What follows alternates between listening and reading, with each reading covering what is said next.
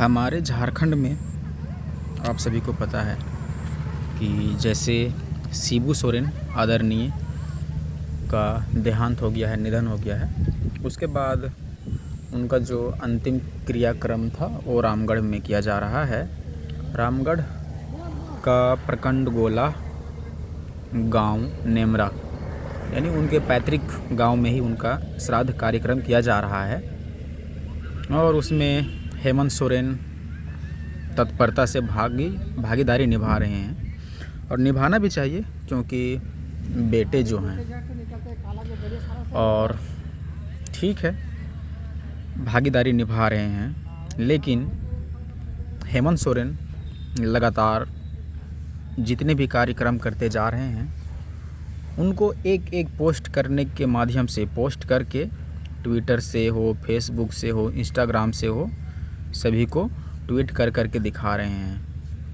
यानी इसको तो हम बोल सकते हैं आपदा में अवसर को ढूंढना, क्योंकि माननीय शिबू सोरेन की मृत्यु हो जाने पर संवेदनशीलता सभी को है, सभी को दुख है, पूरा झारखंड गम में है।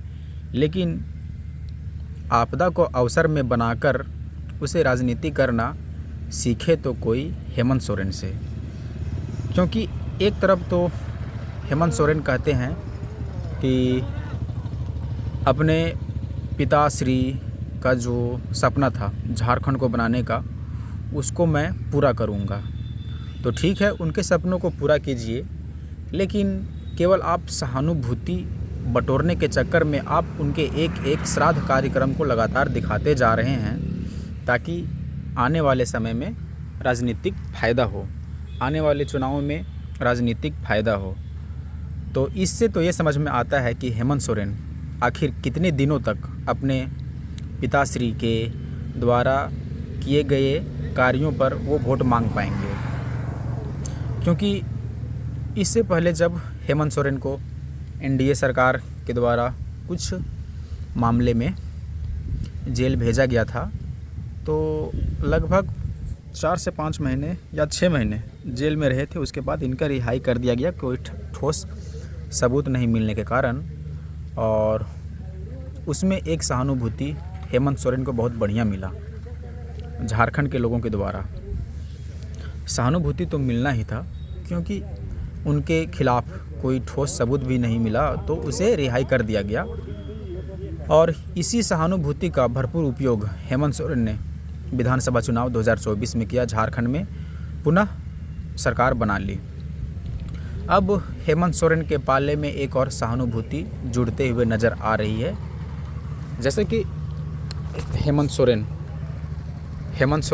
के पिता की मृत्यु हुई और इसमें हेमंत सोरेन मुझे लगता है कि पिता की मृत्यु पर भी राजनीति करेंगे। राजनीति वो दलदल है जिसे किसी ने समझ नहीं सका है, तो मुझे लगता है हेमंत सोरेन भी अपने पिता की मृत्यु पर राजनीति जरूर करेंगे। और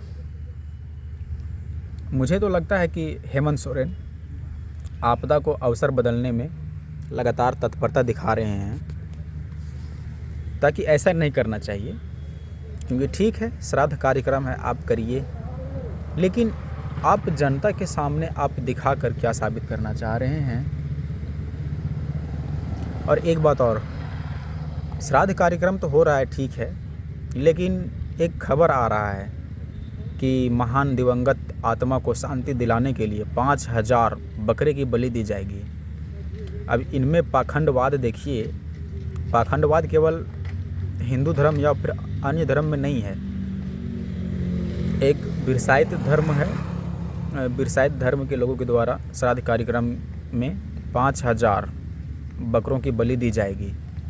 यानी आप दिवंगत आत्मा को शांति दिला रहे हैं या फिर आत्मा को भटकाने का काम कर रहे हैं। 5000 बकरे का बलि जिसके नाम पर बलि दी जाएगी, तो आत्मा को शांति मिलेगा या फिर क्या मिलेगा।